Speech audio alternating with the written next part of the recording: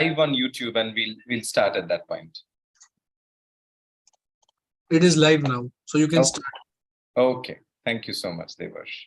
Just give me 1 second. Let's start.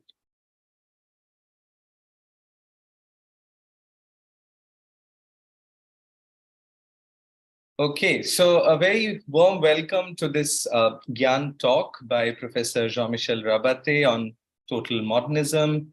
Let me give you some context for this talk. This talk marks a sort of a prelude to a course that we are honored to have Professor Rabaté conduct online in the month of December.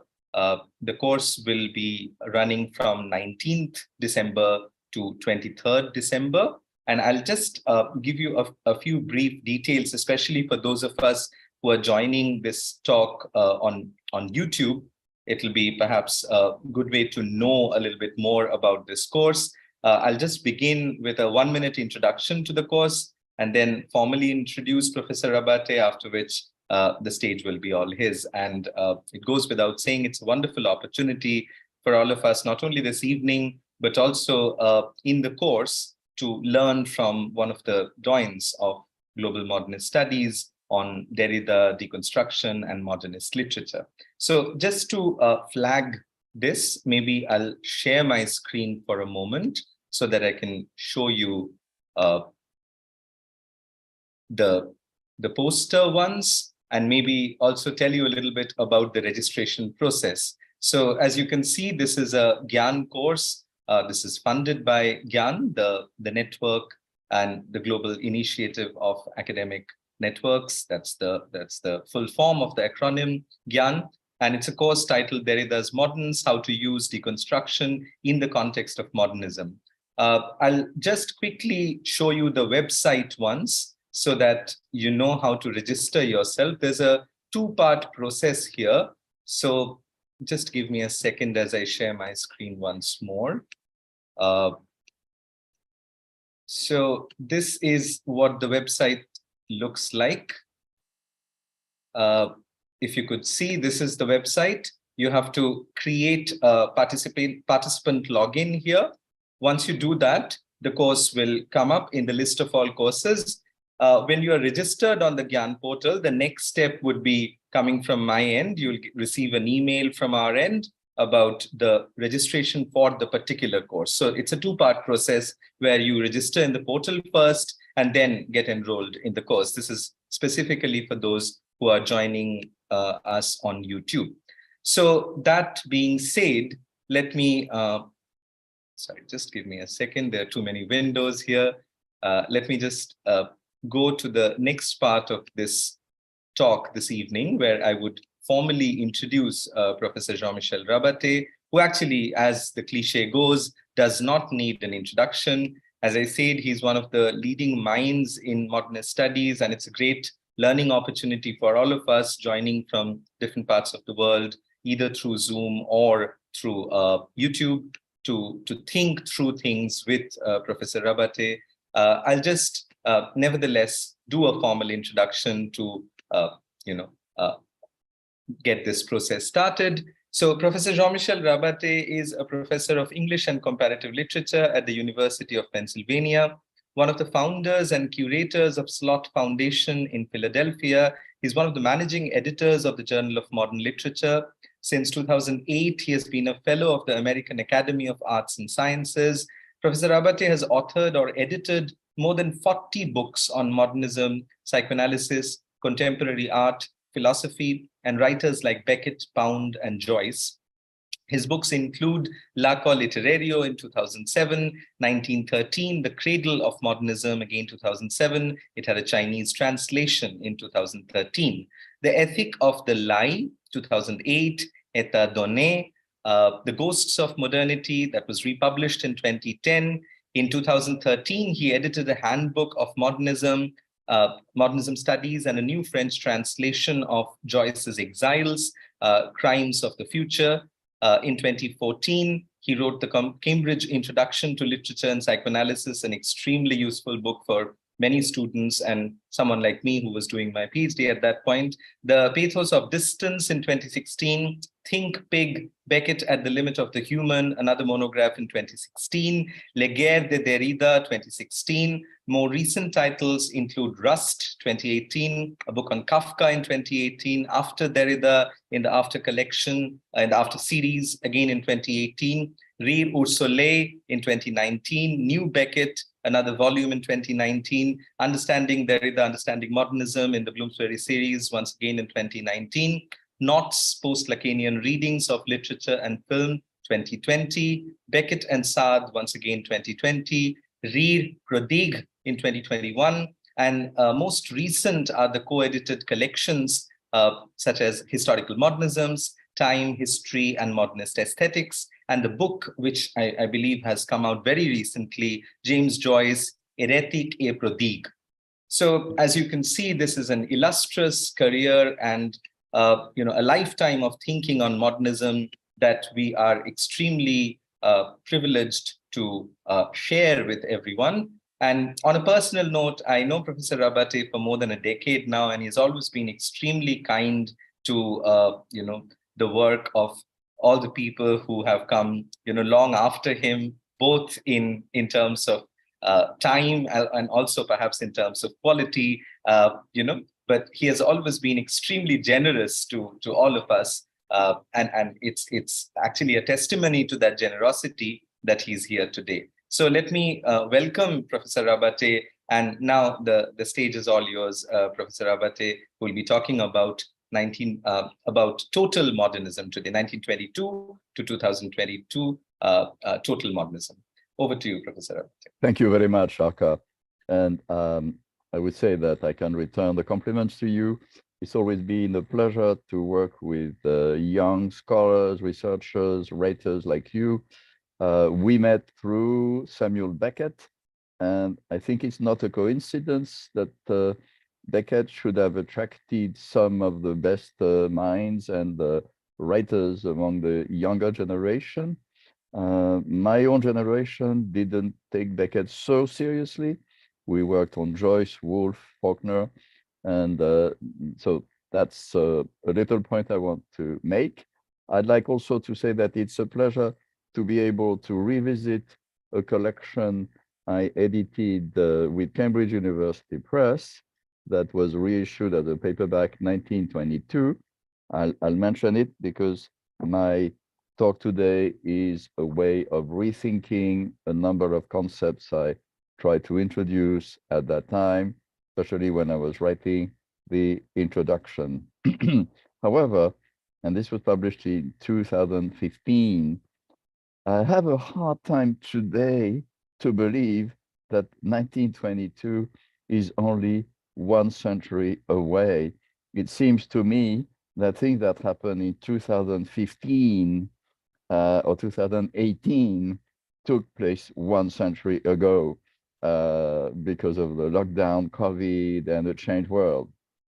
The consideration of 100 years ago and all the ceremonies, the commemorations that follow, generally forces us to rethink what history can mean, more precisely, the history of what we call modernism, and beyond modernism, the central issue of progress, whether there is something like progress in the arts, culture, politics, and so on. When I edited that collection for Cambridge University Press, the subtitle for 1922 was Literature, Culture, Politics, for indeed, we all felt that we had to consider all those aspects. Today, because of new unpredictable events like the lockdown following the pandemic, the war in Ukraine, that brings us back to moments of the Cold War, that is the years following the Second World War, we can guess that history is not exactly linear and perhaps can accommodate the concept of the return, if not necessarily a cyclical vision of Europe. So if we cannot help thinking of 1952 today, we should go back further and imagine Europe in 1922. And I think all of you who have read The Wasteland, we know what it means to imagine a sort of Europe trying to get out from 4 years of destruction and slaughter, senseless slaughter, mechanized slaughter. Post-Versailles Treaty Europe presented the sad sight of a battered continent with countries attempting to recapture some hope while discovering that the rest of the world was beginning to move in another direction. We know that what we call globalization, and this is a point I tried to make when I was writing my book on 1913, to my surprise, globalization as we understand it had already begun before 1913, at the end of the 19th century, more precisely. We can return to that. But in 1922, it seemed that this new globalization with the forces of imperialism and the Central European powers destroying one another were at the same time in that enormous amount of pain, death, mourning, producing amazing masterpieces. We're still dazzled today by the abundance of extraordinary books In Search of Lost Time, Ulysses, The Castle, the Duino Elegies, Wozzeck, The Wasteland, Jacob's Room, and many others. Catherine Mansfield, The Garden Party, and so on. 1922 offers a vantage point to rethink the rationale underpinning high modernism, and also perhaps leads us to wonder whether we can use that adjective of high, even if we all agree that 1922 is sort of peak. Can we speak of a high modernism? It's a point I often have to make to people who do not really know the field, who believe that high modernism means high in the sense of high table at Cambridge or Oxford, which is not exactly what I mean. And they believe, for instance, that there is a lot of elitism, a rejection of popular culture. Such a reproach that has been leveled at many modernist authors is founded on misguided assumptions. However, what distinguishes 1922 masterpieces from works that came before the war is not elitism, but a sense of a new mission.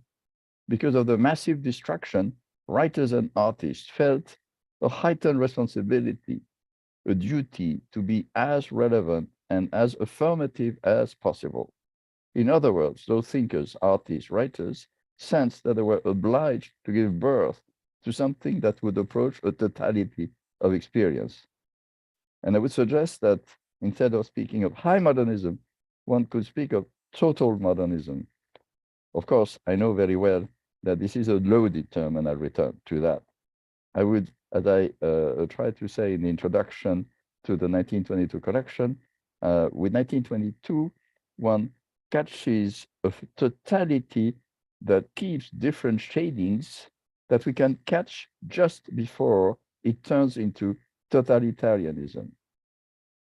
One factor to take into consideration when mentioning this word of totality is the widespread use of the adjective total in connection with the First World War. As sociologist Paul Virilio has shown, modern technological inventions began with cameras, airplanes, computers, due to war investments. The same is partly true of artistic inventions. In the summer of 1914, the belligerent powers imagined all that the war would be a matter of months. When the front stalled, turned into mechanized death and attrition, some writers, mostly from the right, started mentioning this concept of total war. This was the case of a French writer, Léon Daudet, who was spreading the notion in the pages of the nationalist periodical L'Action Française in 1915, 1916. The same phrase of total war was adapted by Georges Clemenceau the French Prime Minister. In 1917, he gave a rousing speech at the National Assembly, speaking of guerre intégrale, guerre totale, total war, integral war, meaning war waged at home and on all the fronts. Clemenceau had totally absorbed Daudet's ideas, and this is what Daudet wrote. He believed symptomatically that this idea came from the other side, typical paranoia. He wrote, "We should have been victorious if the conception of total war, as the Germans waged it, as we should have been waging, facing them, had been accepted and realized by our governments." What is total war, he adds? It is the extension of the fight, both in its acute and chronic phases, to the political, economic, commercial, industrial, intellectual, legal, and financial domains. Not only armies fight one another, but also traditions, institutions, customs, codes, minds, and especially banks. End quote. So Daudet believed that Germany had begun an all-over attack, striking France and England and the Allies, Belgium, on all levels at once. His paranoia needed a scapegoat. He found one. He pilloried the anarchist Eugène Vigo, V-I-G-O. Vigo had renamed himself Miguel Almereda in a fake Spanish name, but the anagram for "y a de la merde," which in French means there is some shit. That shows how he wanted to intervene in politics. Vigo was not only an anarchist, but he was a pacifist. In August 1917, barely 34-year-old Vigo was murdered in jail by inmates who had been pushed by the denunciations of Daudet. He had launched Le Bonnet Rouge, the Red Bonnet, an anarchist publication, and he was attacking the Action Française. He was also defending the minister Joseph Caillaux, who was part of his wife had murdered the director of the Figaro. All this led to Vigo's untimely death. I mentioned Vigo because some of you may know the name in connection with film history. His son was Jean Vigo, who is one of the first geniuses of the French cinema, who produced Zéro de Conduite and La Talente before his own untimely death at the age of 29. And Jean Vigo kept a sort of homage to his father, murdered as an anarchist. In England, a courageous philosopher like Bertrand Russell, held by T.S. Eliot's wife, Vivian Eliot, occupied a similar position, denouncing the war, and he too was jailed as a pacifist. This was the context of E. E. Cummings' plight when Cummings, an American graduate from Harvard, was arrested as a spy by the French authorities in 1917. The French censors had intercepted letters criticizing the war effort, especially from his friend Slater Brown. In August 1917, Brown's letters back to the US contained statements like, "Everyone is sick of the war. I look forward to a revolution in France. I hope that none of my friends will ever come to this damn place and fight." This underpins the plot of this lovely novel published also in 1922, The Enormous Room, a wonderful document, one of the best attacks I know on the myths and pieties of French nationalist warmongering. As we know, it's interesting to see that a recently discovered manuscript of Louis Ferdinand Céline called War, La Guerre, covers more or less the same situation. Céline had been wounded, he was in hospital, and he narrates how one of his good friends there, a pimp, is shot by the army after it's revealed that he has maimed himself in order not to fight, which really happened. You see this in Cummings, a fantastic novel. A few years later, interestingly, the same idea of total war was taken up by the German side. This time it was Erich Ludendorff, the general, a war hero, who explained that Germany had lost because it hadn't been total enough. In his book from 1935 that collected many texts he had published in newspapers, Der totale Krieg, Total War, Ludendorff denounced those who had stabbed in the back the German war effort, meaning Freemasons, socialists, and Jewish war profiteers. This scapegoating of these enemies was instrumental in bringing Hitler into power, as you know, in 1933, with the help, of course, of the army and Ludendorff.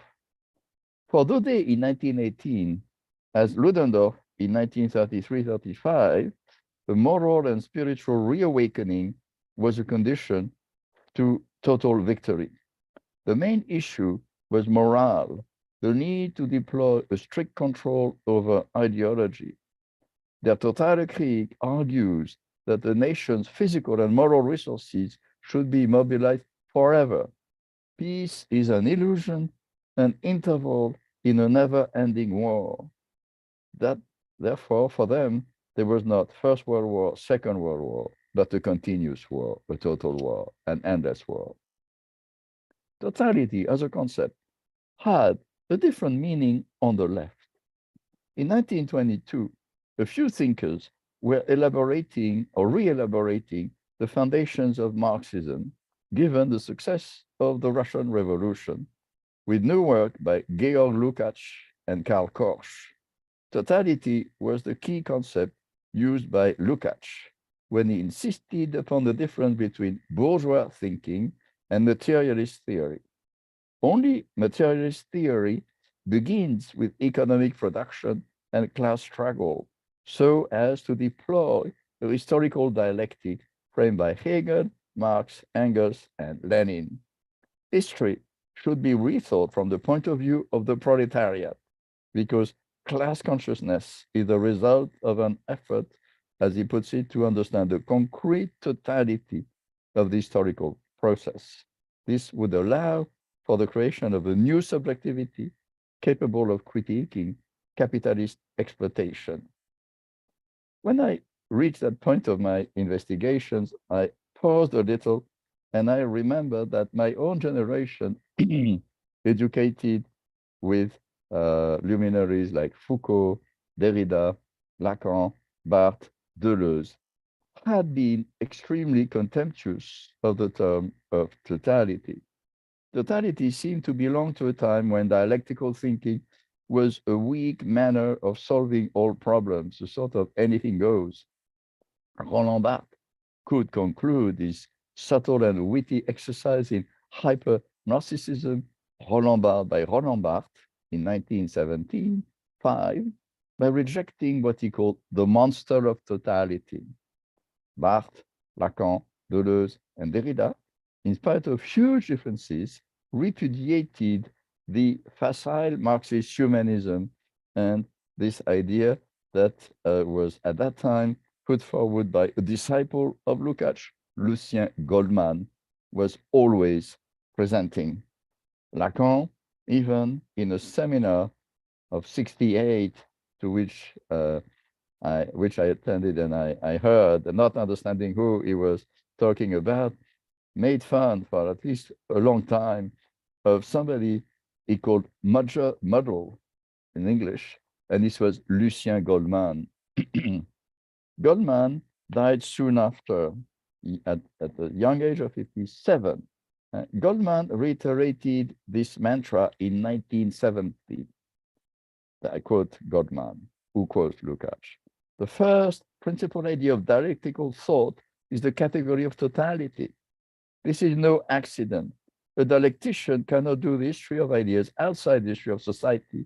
Totality is the idea that a phenomenon can be comprehended only by first inserting it into the broader structure of which it is a part and has a function. Goldman had been attacked by other structuralists like Foucault and Althusser. Even Henri Lefebvre, who was closer to the situationists, thought that Goldman had abused the concept of totality taken in itself. However, and this is work that I have begun doing with the help of a new book, and I can only sketch a few things here. by Tyrus Miller, whose work is excellent, and some of you may know his excellent book on late modernism. As you may know, Tyrus Miller has started retranslating a number of texts by Lukács, and we are rediscovering Lukács. But even if we just look at the essays from 1920 to 1923, mostly published in 1923 as History and Class Consciousness, a book that had an enormous impact. Walter Benjamin read it, everybody read it, and so on, and learned Marxism with it. One can see that Lukács is always, like Goldman, insisting on the concrete idea of society, society as a concrete totality, which includes the system of production at a given point of history, and is aware of the division of society into classes. I quote this: concrete analysis means the relation to society as a whole. At the same time, one can see that beyond that massive domination of totality, we have this idea that there is a certain leap, because of course, the proletariat needs to become conscious of this totality. And this, for Lukács, takes the form of a leap, a Sprung, a term that Walter Benjamin took from him, the idea of the revolutionary leap, as he calls it, Sprung character, the character of a leap, derives from a turning in the direction of the new. Revolutionary consciousness is triggered by a revolutionary practice, not simply a transformation of a progression, but also a new subjectivity, a new consciousness. And at the same time, in Lukács' subtle analysis, this creation is not just like a creation. He takes the example of mathematics, in which you can create concepts or numbers and so on. It is, as he says, there is a certain irrationality, the projectio per hiatum irrationalem he speaks of, and this is something I tried to develop in the context of Lacan, because I believe that Lacan had read Lukács in German quite early, and found in Lukács the title of the only sonnet, the only poem Lacan ever wrote, called Hiatus Irrationalis, which somehow refers to the whole analysis of Lukács. We know also, thanks to a good scholar, Lucchesi, that Lacan, when he, in 1938, was writing this essay, the long essay on the family, had looked at a huge collection of essays by the Frankfurt School in German with texts by Marcuse, Horkheimer, and others.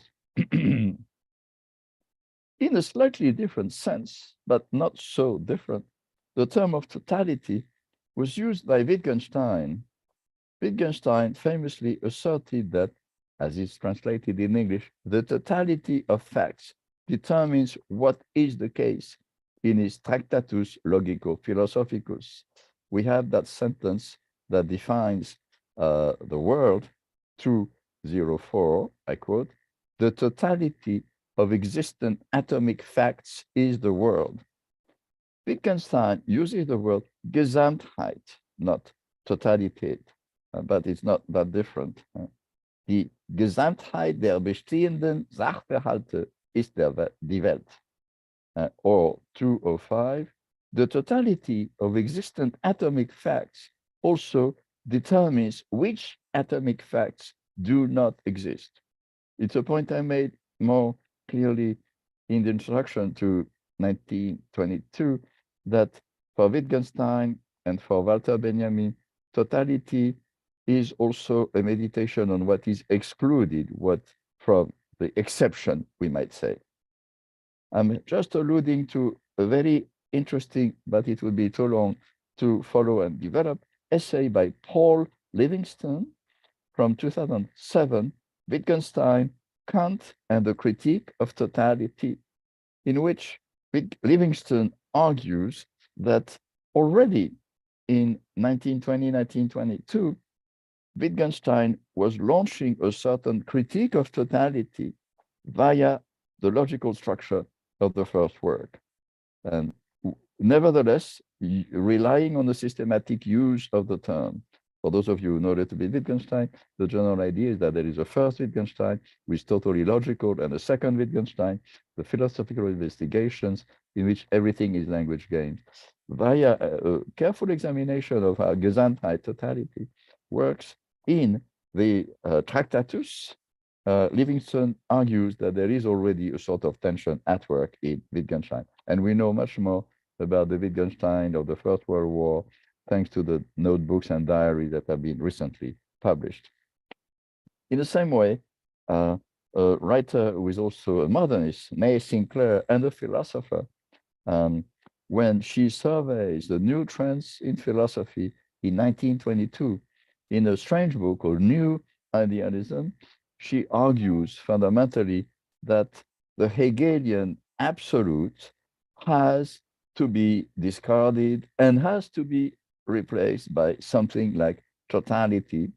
And for this, she looks towards Alfred North Whitehead, who was indeed, if you know his philosophy, very interested in this idea of a mystical totality, but had rejected Hegelian ideas. There is, for her, at the end of Mary Oliver, she reaches a sort of totality of knowledge, and one can say that she is like Wolf, all those who were trying to rethink a certain idealism in the wake of Bertrand Russell's critique of Hegelianism, interested in a different sense of totality. The critical concept of totality that I am implying has been put forward, and I have to say that in my own research, I began with this by Hermann Broch. Hermann Broch, also a novelist and a philosopher, who is called often the Austrian James Joyce, was discussing what happened with Ulysses, and he saw indeed that Ulysses had described the style of a period and had given a voice to what he calls the total reality of a moment. He calls it the universal quotidian of the epoch, Weltalltag der Epoche.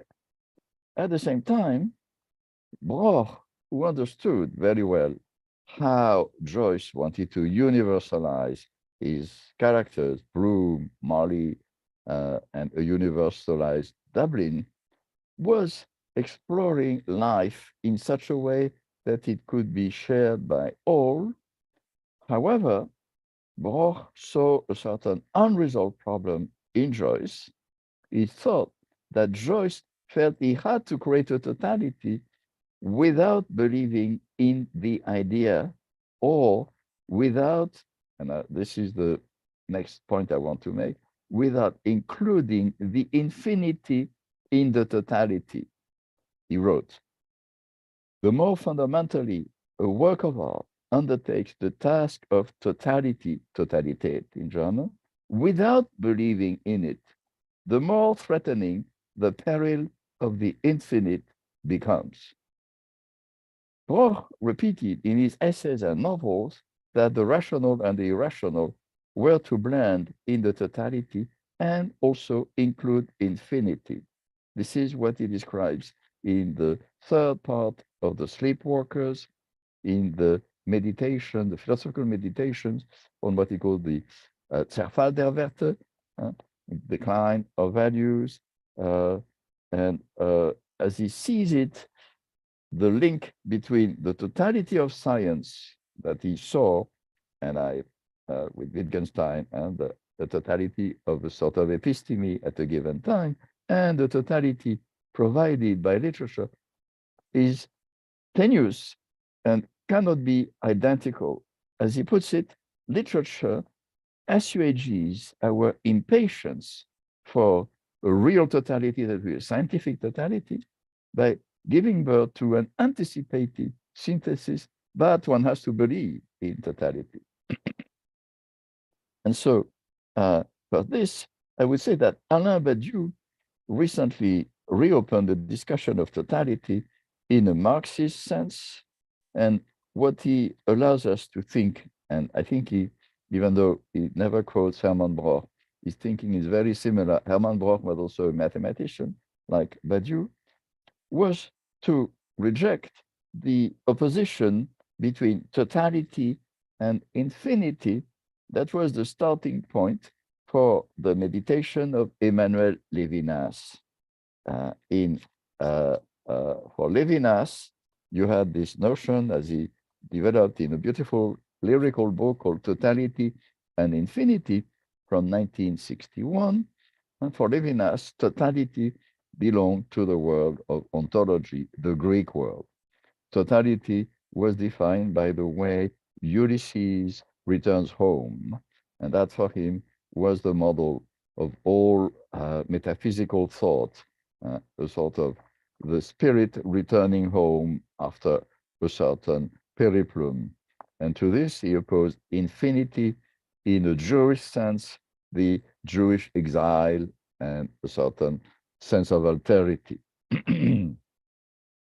When Alain Badiou returns to this issue in the recent book just published in English, The Immanence of Truth from 2018, in French, 2022, in French 2018, huge book of 700 pages with long analysis of mathematics and logical theory.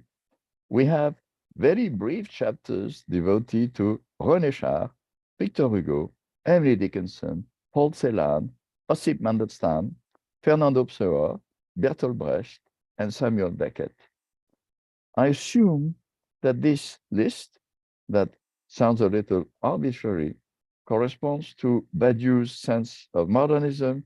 One would need to add Mallarmé and Rimbaud to the list.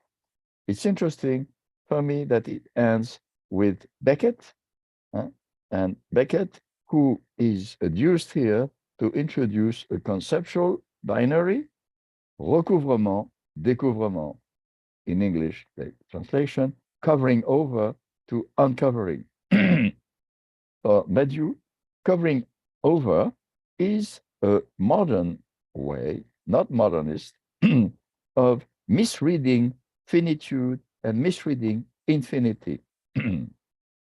And what he sees as the modern could be akin to what I understand as modernism.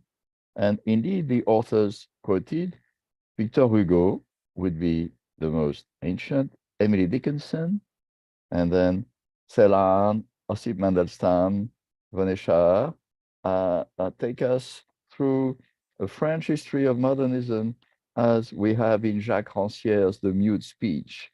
For Jacques Rancière, as we remember, Victor Hugo would be the first modernist author. In modernism, there is something that Badiou calls découvrement, uncovering.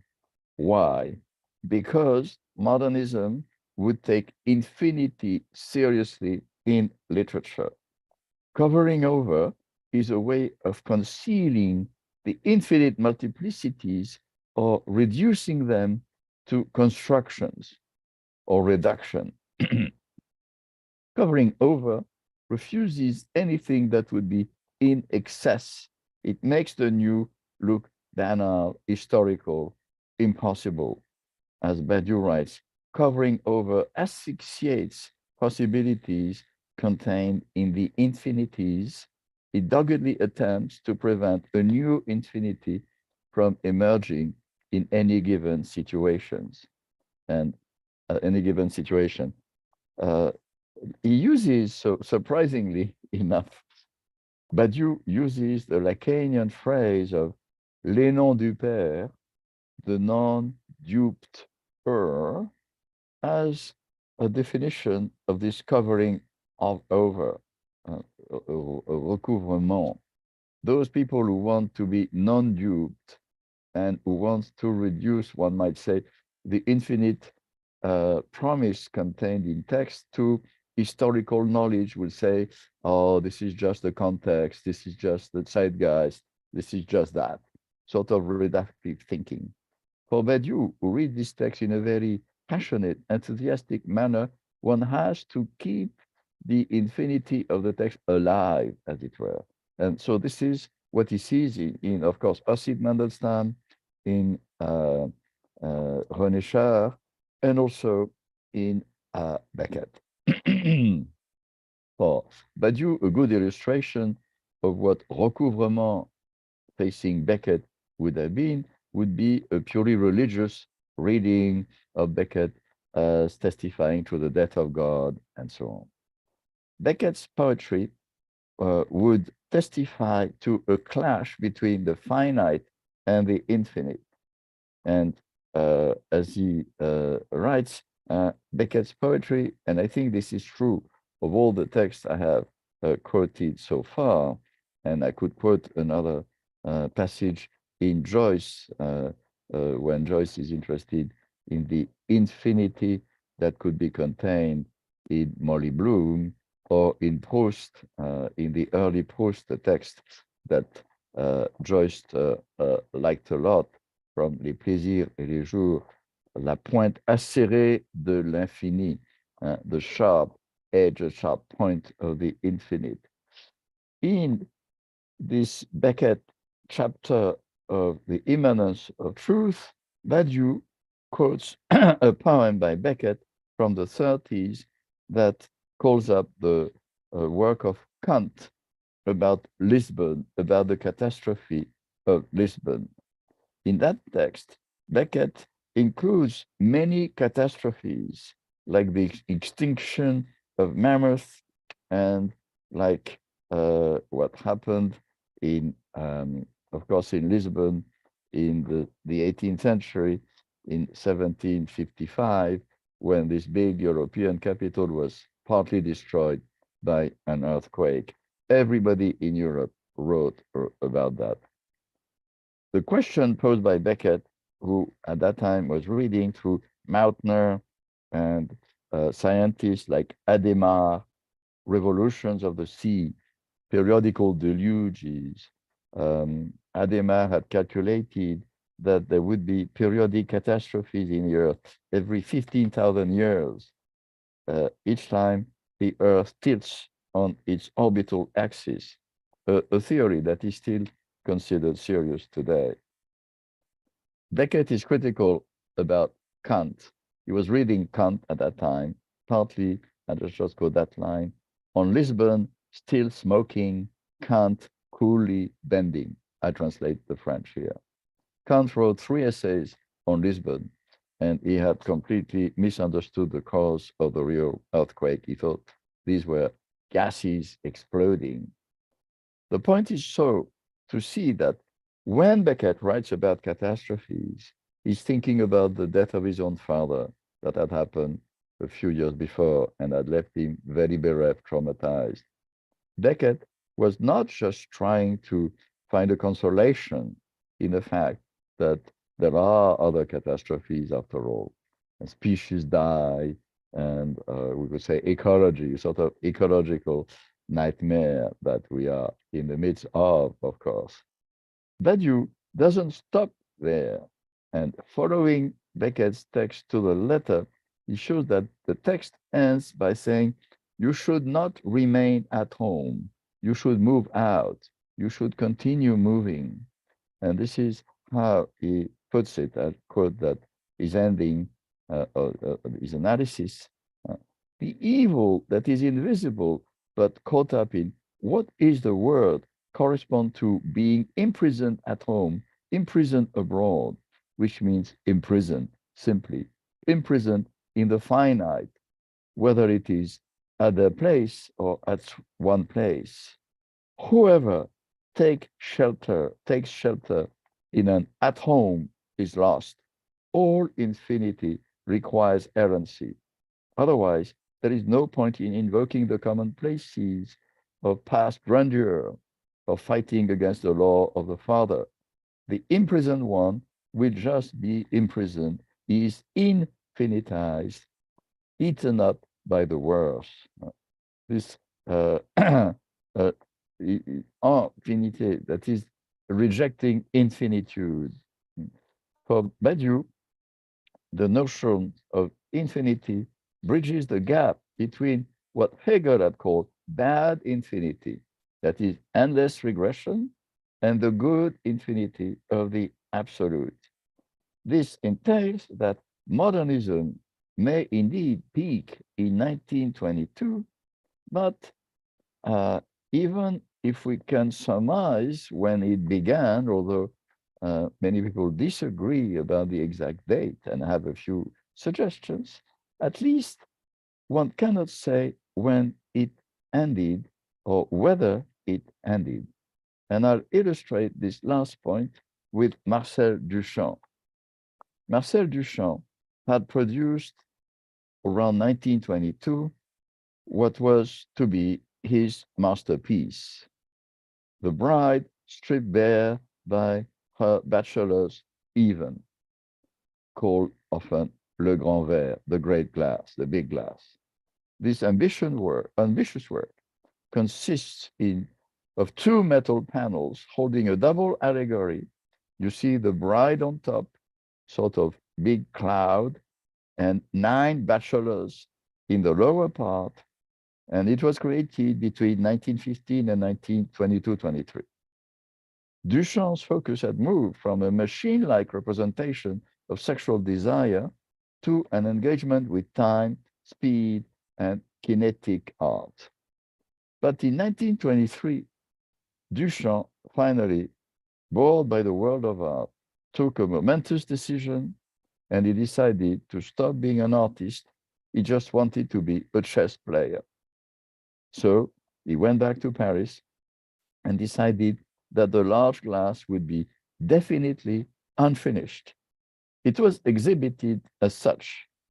We see it's today in the Philadelphia Museum of Art. We see, for instance, 9 little holes that he made with a toy cannon that were supposed to get a few 9 characters, emanations. We don't know exactly what it would have been. They are left empty today. Even though it was unfinished, Duchamp allowed the glass to be exhibited in Brooklyn in 1926. After that, badly stored, the 2 panels stacked on top of each other broke. The glass shattered completely. Duchamp discovered the catastrophe 5 years later only, when it was brought to a friend. He then came back to the US, spent 2 months in the summer of 1936, patiently reassembling the glass pieces, very minute, putting all the pieces together like an immense puzzle. He finished on July 31st, 1936. Then the Grand Verre was included in his portable box containing replicas of all his works. The cracks, as he thought, had improved the work. I quote, "There is a symmetry in the cracking. There is almost an intention here, a curious extra intention that I'm not responsible for, an intention made by the piece itself, what I call a ready-made intention," end quote. Duchamp released the notes for the glass in just after that, 1934. The happy accident of the shattered glass released an extra dimension that somehow unfinished the finished blockage. Duchamp then produced later the large glass completed at the request of Arturo Schrast. So I want to say that the transformation from a definitive to an indefinitive incompletion sent us on the idea that a certain totality can include infinity. It's also because Duchamp wanted to include in the work of art the category of time as the 4th dimension. Time is, by definition, open, therefore infinite or indefinite. No completion is definitive. No incompletion can be an ultimate end. And this defines the specific status of this archive of all works and masterpieces that we call modernism. We collect the modernist archive, we recollect it, we turn into curators of an always unfinished and unfinishable archive. This archive of modernism will never be complete. Discrete objects form like a living encyclopedia. Like Walter Benjamin's Arcades project, it remains unfinished, which is the condition for a truly revolutionary awakening. In the same way as there is no absolute language, there is no absolute collection of modernism, therefore no end to modernism. Because the absolute is lacking, the urge of totality is pressing, and the task of the collector, which includes loving the objects that are included, objects that will be redeemed, is to keep open the discontinuous history. To conclude, I will say that modernism deploys, to return to my initial question, a concept of history that is neither linear nor cyclical, but is closer to the Freudian idea of Nachträglichkeit, deferred action. If the past can be rewritten by the present, as Eliot surmised in Tradition and Individual Talent, this destroys any notion of progress in the arts, as Benjamin famously argued against Adorno.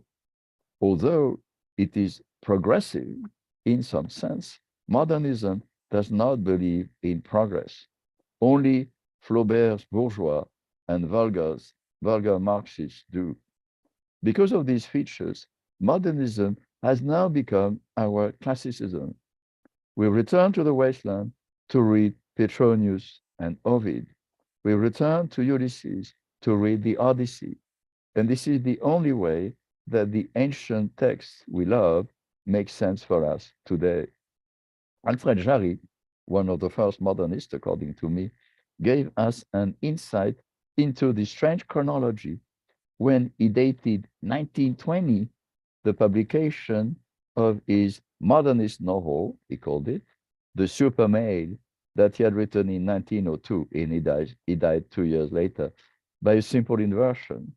Thus, if 1922 is indeed the peak of modernism, this suggests that modernism should last at least until 2021-92. That would be my end date for modernism.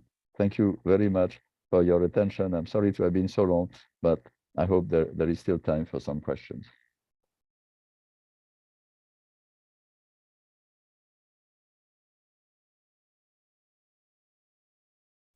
Orko, we can't hear you, I think.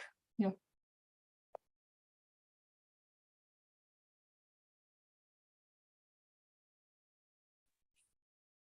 Still can't hear you.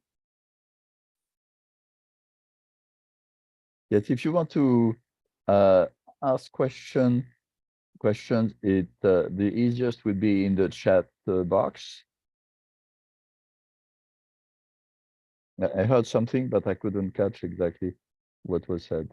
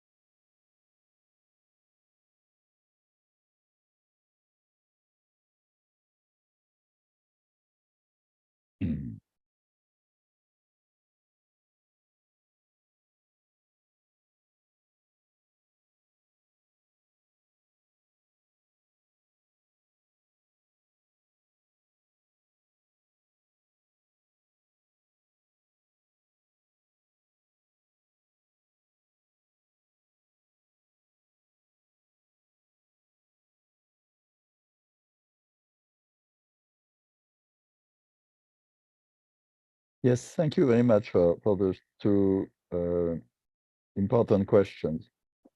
For Alexei, yes, this is, if you know Joyce's schemata for Ulysses, the Gilbert and the Linati scheme, you will notice that for the Molly Blue episode for Penelope, Joyce wrote the lemniscate, the little 8 on the side, the sign of infinity. How does he compose this infinity? By having 8 sentences that revolve around themselves, around the central axis, which is the single period. There's only one period in the chapter. There's no punctuation except for one at the end of sentence 4, following at the bottom of the ash pit period.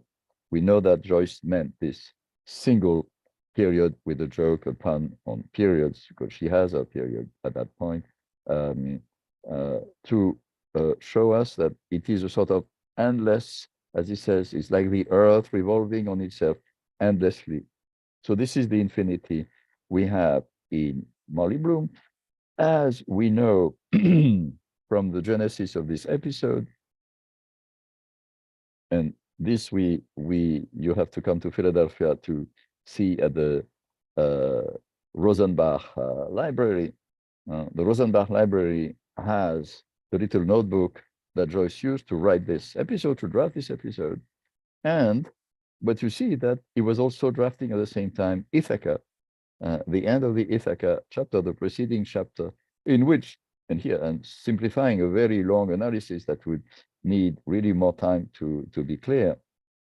What we have at the end of Ithaca is another concept of infinity, which is not exactly the same. This idea of the earth rolling over on itself forever in the void, interstellar space. But what we have is how Bloom overcomes jealousy. He, as of course, he knows that Molly Bloom has had sex with her lover, Boylan, and at the end of that chapter, which if Joyce had followed the Homeric model, would have had Bloom murdering Boylan. But no, there is no violence. The only violence is in thought, that is sublimated. We see Bloom thinking in terms of infinity, infinite series. And he realizes that he's only one among many, and Molly is one among many, a lover is one among many, and you have this deployment of a certain concept of infinity, endlessness, that is a way of overcoming jealousy, or even, I would say, overcoming human passions. So those two infinities are combined and work together. That's what I meant by talking about infinity contained in Molly Bloom. To respond to the question on étant donné, that is a tricky issue. I have written a whole book on that, both in French and in English, and I'm not sure that I got it right, I would say. Of course, we would need to look at the work of art. And étant donné, as you may know, again, sorry to say, but you have to come to Philadelphia to see it because it's in the Philadelphia Museum of Art. It's Duchamp's testament.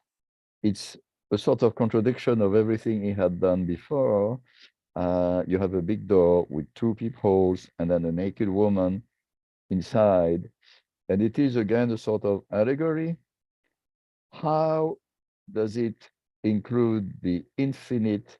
There is this idea that in étant donné, which quotes one note that he had written for Le Grand Vers, that is the connection with the first big work and the last big work. It is the title, étant donné, like a problem of physics and so on, the gas and so on. What you have that is endlessly revolving is a little lamp moving around and the illusion of a waterfall. And so, étant donné that apparently shows a dead woman, And what you see is our open sex. It's quite shocking for first-time viewers. You really look into a woman's vagina. Of course, not a real woman, but quite realistic, one might say. And so what did Duchamp mean with this? It has antagonized some feminists. Say, what is this? Why this woman who looks naked, maybe raped, maybe killed? In my own work, I had a little fiction, and I imagined that Duchamp and Man Ray were working along sadistic lines of thought: the death of nature, the death of the woman, the death of the lover, and a sort of revenge against his former lover, Maria Martins. I'm not sure that I would defend that position today, but we could return to it. Pratici, thank you. Yeah, I wonder if Badiou's conception of the subject as always existing to come would try to look beyond the threshold of modernism. No, it's not a silly question. It's a good question. I think Badiou is an interesting writer because he has a canon in a way. For him, he thinks through poetry, but clearly his sense of writing, and I think I guess you, those of you who read Badiou know this. At least I have to say, for me, when I was a student, I first read Badiou as a novelist. I read his 3 novels when I was very young, and I loved them. And I only later discovered he was a philosopher. He's a very good writer in French, I have to say. Very, very, I mean, dense, beautiful. Badiou has a certain canon, and it is his own canon. Like his Beckett is not exactly the Beckett of the Beckett specialist. It's the Beckett he had to struggle with when he was a young man, and he had to reject a number of bad readings of Beckett. But his modernism takes a number of writers. It begins quite early in the 19th century. That's why I was mentioning Hugo, and I was interested that maybe because of Rancière, he looks at Hugo, but he would obviously take Mallarmé. We know that for him, Mallarmé, Un coup de dé is the main text for Alain Badiou, as early as the first book on the subject. And so the subject is indeed always to come. And this subjectivity is not given there. It is an excess. It is created by the infinity of a situation. So I think it is exactly right. I think he has revised a little bit his earlier text on the subject, in which, if you remember, theory of the subject, there's a long discussion of Mallarmé. For Badiou, I think we have a good example of somebody who reads literature as philosophy and philosophy as literature. And I think this is one of the effects of modernism. With modernism, let's say people like Eliot or May Sinclair, we cannot divorce, let's say, The Wasteland from his critical reading of Bradley and so on. Or with Joyce, I was mentioning the chapter on the Ithaca chapter. We know that Joyce read a lot in mathematics and even read Bertrand Russell's little book on Einstein in order to understand a certain infinity. And there is a question about the idea of the modernist archive. Badiou mentioned the archiving, yes, half disappearance, only possibility of reduction. Archive as an idea, yeah. Can we think of the archive as an archive of ideas? And if we do so, then do we make all works from the classical to the contemporary eternally modern, and thus making them eternally available to us in the present? An archive of ideas, I think, is a little bit of an oxymoron, because what I like in the idea of archive is this idea that has been brought to the fore in the last 20 years or so by all the historians of material culture.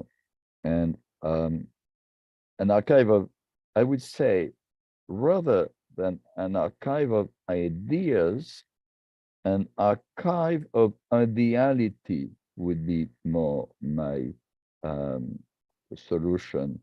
And ideality is not so much a term used by Badiou as a term used by Derrida. His first work was to have been on the ideality of literature, of the work of art. How do we transform, let's say, a letter we find in a collection or an erasure in a manuscript or these issues I was mentioning, the period that disappeared from certain editions of Ulysses and had to be reinstated and so on. This is an observable material object. Is there a period or not? Or is the shape of the period at the end of Ithaca, Joyce wanted it to be big and square, important or not? Okay, these are the things we have to discuss. Or if we, let's say, if you translate Ulysses into Urdu, will you have those periods and so on? Is your then you have to make this into an ideality. Of course, an archive is always like any collection. There is an element of arbitrariness, but as we know, many collectors like limiting the almost indefinite field by having a certain concept, like people with, in the most ridiculous fashion, people will only collect little objects representing cats or cows or matchboxes or cheese boxes and so on. Lacan mentioned that in the seminar on the ethics of psychoanalysis, the sublimation of the collection. It's kind of inventing a principle of limitation. But in general, a collection, if we think of the collections I was mentioning, like collectors, the Rosenbach family, the two Rosenbachs who would collect manuscripts. If you have a manuscript collection, they would collect all sorts of manuscripts, but they had a certain taste. And what you see is their taste. As an art collector would have a certain taste and would manifest that taste. And then I was, for instance, this summer visiting a very good museum in the city I spent a long time when I lived in France, Dijon, called the Mania Museum. And it's a great museum because it has no masterpiece. It has only minor painters, extremely well chosen. So it's quite a change for people who visit it. When they bought those paintings at the end of the 19th century, they were often tricked by unscrupulous sellers who would say, this is a Goya, this is a Bosch, and so on. And they would always buy good paintings by imitators or people from those schools and so on. So today, all those paintings have been de-attributed, but remain as beautiful objects in their own right and testify to a certain principle. What they liked was a certain late romantic moment. See, so you have a principle that justifies the idea of the collection. I think modernism today is like this. You need to have a sense of modernism. I didn't insist on that, but when I wrote my book on 1913, I was interested in what I imagined was the modern, the interesting. I read many books published in 1913 that were terrible, that were not really interesting. They would not have been in a collection of modernism. So one will always have a certain concept, but indeed, I think the idea of resurrection, awakening is so important for Benjamin. And I would say that, just to quote a very famous quote of Joyce, he gives it to Stephen Dedalus, as you know, in the conversation with the headmaster of his school, Mr. Deasy, in the episode called Nestor. Stephen Dedalus' history is a nightmare from which I am trying to awake. Walter Benjamin, who may or may not have read Ulysses, but who's meditating on the same thing, will say, history is not the nightmare from which I am trying to awake. History is a nightmare if I am not trying to awake. See, that's the main difference. And awakening for Benjamin is the key to history. The history from which you do not awake is a nightmare indeed. Jean-Michel, I'm wondering whether I'm finally audible. Am I? Sorry? Am I audible? Yes, you are. Yes, yes. Okay, finally. Thank you so much. And I'm Yes, really yes. sorry about this technical glitch. So I had to leave and rejoin the meeting. No problem. Okay, so I'm really sorry, but we maybe if you have the time, could we take the two last questions I see on YouTube? Do we have the time for them? Yes, I mean, I have the time, but I don't see the questions. Okay, no, I'll relay them to you. So there's Okay. one question from YouTube, which goes, I failed to catch the non-linear and non-cyclical Freudian conception of time. Can you elaborate on that, please? That's coming from Xiao Liu, I think. Yeah. Yeah, that's great. Thank you. Yeah, because I was too short and too fast here. What is the idea of the nachträglich for Freud? He defines it in a number of texts. And basically, is this idea that often, and it's as early as his first theoretical essay, The Project for Scientific Psychology, you have a first moment that can be traumatic, but is repressed, forgotten, and then a second moment that may be traumatic and repressed, and then a third one, and then the third one will make all the rest appear.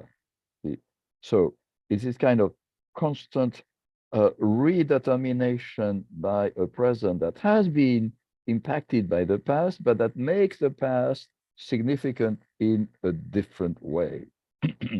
And he exemplifies this in a project for a scientific psychology, the story of a young woman who cannot go into a store, but there are levels in her memories, and there was an earlier trauma that she had forgotten, and so on. So this is the temporality that Freud then applies to history. It's not just an individual subject, but it is the temporality, we might say, of trauma that he elaborates on in his last big book, the book on Moses, when he imagines that any religion will be founded upon the murder of a founding father who then is transformed into some kind of divinity and so on. And that this forgetting and then remembering, forgetting, remembering, and so on. This, to me, is similar to the very powerful image that T.S. Eliot gives us of, as he called it, a certain order, an ideal order produced by culture. Every culture, as he says, is a system, but it is almost organic. And then it absorbs novelty, but when it absorbs novelty, everything is changed in the same way as if today something that we would all agree is an absolutely new novel, new film, and so on. Everybody will talk about it. We will all be, our concept will be slightly changed. And then we will be aware of things in the past that we hadn't seen. I don't know whether you know this, but a good example for me is the famous story that Borges wrote about Kafka's predecessors. He takes Kafka when he wrote it in the middle of the last century, and he said we could find 4 predecessors, and they all have nothing in common with one another, but each has something that could be Kafkaian. The point is not so much to say these were people that Kafka had read, but having read Kafka, we can say, aha, there was a Kafkaian element in them. In the same way, for that's what I was trying to say with modernism being our classicism today, that we cannot avoid Joyce if we want. Let's say my friend and colleague Emily Wilson just translated the Odyssey. I know she's read Ulysses, and everybody, most of the people I know who are reading a new translation know Ulysses and will think about the Odyssey in terms that have been somehow, ever so slightly, impacted by Ulysses. So that's what I meant. Yeah, so somewhat talk about fiction, exactly. Two poles of totality, the storylogy of Babylon, the political totality, the community, yes. In political totality, eradication, the lottery of Babylon. You know, the lottery of Babylon is a great story. I love it. I think it is a commentary on life in Argentina. My wife is from Argentina. I go to Buenos Aires regularly, and life in Argentina is the lottery, like the lottery of Babylon. There is sudden anything can happen. I would say many countries are more and more like this. The political totality, the mystical totality. Should I read it for you, Professor Rabaté? Yeah, I have it. I have the, yeah, Okay. thank you, the Congress. I don't know that text, the mystical totality. I'm not sure what is a mystical totality. Total experience, the formation of a community. Yes, I mean, I'm not sure what you call mystical here, and I think there are many ways of defining the mystical. If I wanted to be a little glib, I would say I would quote Wittgenstein at the end of the Tractacus. The mystical is that we cannot talk about a private experience. However, you said that there is the formation of a community. Yes, that's a very important thing. And I think it's clear that the concept of totality, in all the exceptions, includes the community. Absolutely, yes. And I think it is absolutely true of modernism, because I didn't have time to mention that, but one of the key factors of modernism for me is the awareness that authors, creators, create not just works, but they create the community of their readers.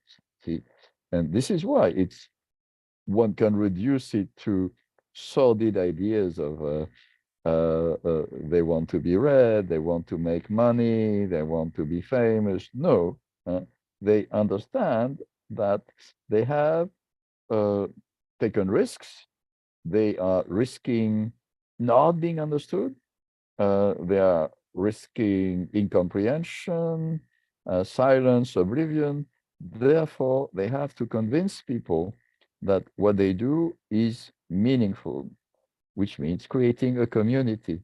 I don't think it is a mystical thing. It's a very concrete thing, this creation of a community.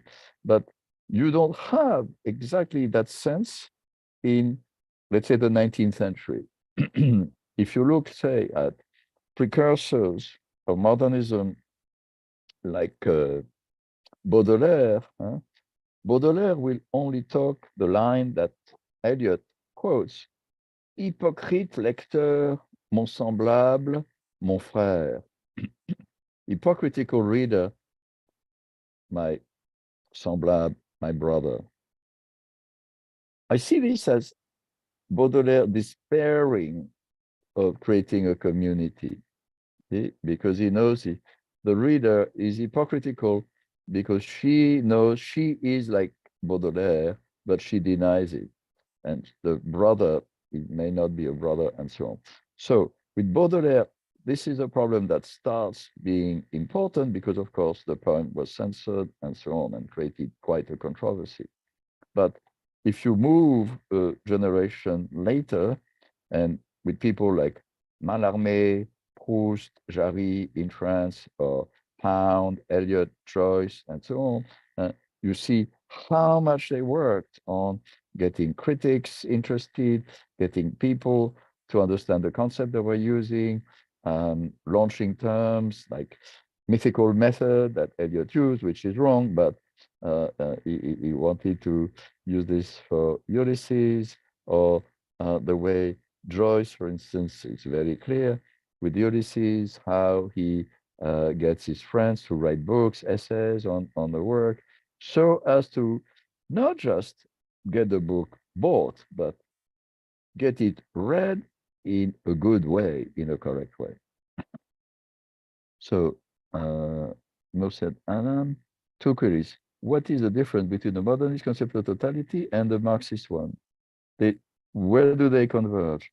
I don't see any difference. Yeah, as I was trying to suggest, uh, reading Lukács, the modernist concept of totality and the Lukácsian Marxist concept of totality are the same.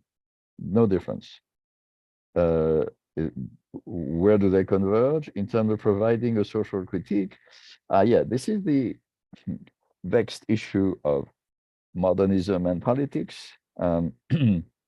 I'd say that there is a social critique in modernism. I mean, it seems obvious if you look at the Wasteland. The Wasteland, we can say, at times has been read as a reactionary poem, but basically what Eliot is trying to analyze is a kind of nihilism that could be the consequence of the war, and in terms of absence of faith, bad sex, rape, and horrible relationships. It is social critique. What do you think is the basis of the modernist, postmodernist divide? I think it is a misunderstanding of modernism. That is, people who believe in the postmodernism define modernism in such a way that it will be easily criticized, and then misread modernism. So that's very simple. So it was a wrong definition, wrong solution to a mistaken definition. This is why I would add it is important to define modernism well. For instance, I began by mentioning this idea that for a number of decades, people would say, oh, modernism is elitist. And they would say, oh, look at the way Eliot quotes in Greek or Latin. People don't know these languages. And it's elitist. There is this element. But at the same time, they would then say, oh, there is no popular culture, which we know is totally wrong. Even in a wasteland, you have that Shakespearean ragtime music, and so on. In Ulysses, popular culture is everywhere. So if you say, modernism is elitist, is on the side of high culture, postmodernism is popular, wrong. So untenable, really untenable. The danger is that then you can make terrible misreadings, and I see this every week in my students' papers. They keep these ideas alive, and then they misread the text.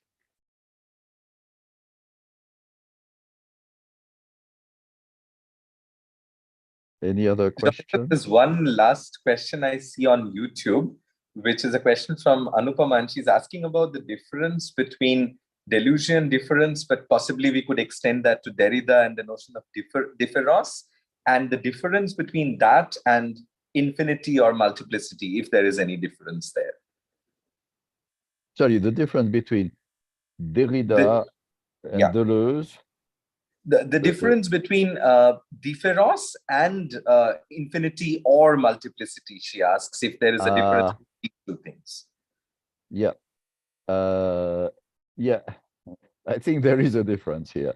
Yes, I wouldn't say it is exactly the same. I would say that Derrida and Deleuze, when Deleuze writes about difference, are more or less on similar lines somehow. But in Derrida, difference with an A is more, I would say, a sort of weapon.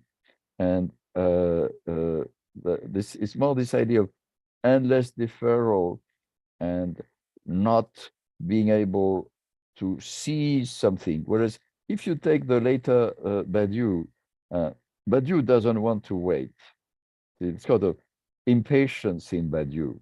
And so I think Badiou would say, even though he tended to be closer to Derrida after Derrida's death, he would say that this Derridian position is a little too much like les noms du père. See, that you want not to be duped, say, oh, it can always be endlessly postponed and so on. Someone like Badiou say, no, infinity is now here, ready, is there in the text. Don't wait, you have it. If you otherwise, it is recouvrement. So this is the shift I see. Um, the danger, I think, of a certain Derridian position, and we'll return to this in the seminar if we have time in December, is this notion of radical indecision that we have in so many good writers, good critics, like Head and others who work in the Derridian field. But I am a little worried facing this kind of position of you can always defer, you can always wait for something else and so on, the to come in a way. But I like in Badiou, it's kind of, if you do this, you misread what is there in the text now. That's what I would say. So long, of course. This would be a very long question, long elaboration. And of course, Derrida has moved on, and the later notion of hospitality and so on shift a little bit the problem. But the early Derrida, I think, got a little stuck in that logic of difference with an A. Thank you, Jean-Michel. So just as a closing note, I don't see any other question. I would say that was a wonderful lecture. This is something I wanted to say immediately after your talk, but got cut out thanks to technology and its ghosts, another Derridian pointer we might come back to in the course. But it was such a wonderful talk that talked about this idea of totality and endlessness and the absolute and the inclusion of infinity within totality as a sort of operation in Badiou, but also in a certain kind of historical sequence of literary modernism, so to speak. And it also made me think of Derrida's famous text on the yes or the we in Molly's monologue, and whether it's like a, this the way he talks about the yes as a marker of the perennial iterability of language perhaps opens us to some kind of an infinity. I mean, it would be interesting to see, how these notions interplay. But I think your talk also threw a lot of new light on Lukács's relation with modernism, which is sometimes stereotypically kind of sealed off as a very vicious critique, but there is more to that, as you showed. Absolutely. With Lukács's idea of totality and the dialectical notions of totality coming into modernism, as it were. So yeah, I could only thank you for this wonderful talk, and I'm sure everybody, all of us have learned a lot, those of us who joined on YouTube and those in this Zoom box, and we're all keenly looking forward to your December seminar. Thank you very much. Thank you, Aka. Thank you, all of you. Thank you for the great questions, and you gave me a few things to rethink, so that's always very useful, and I hope to see some of you later on in December. And last but not the least, since I forgot, I should also thank GIAN and IIT Gandhinagar, and also Devarsh, who has been here recording this talk and making sure it's live on YouTube properly. So thank you, Devarsh. Thank you, the entire communication team. And bye for now. Thank you, Jean-Michel. I'll see you soon. Bye-bye. See you soon. Bye.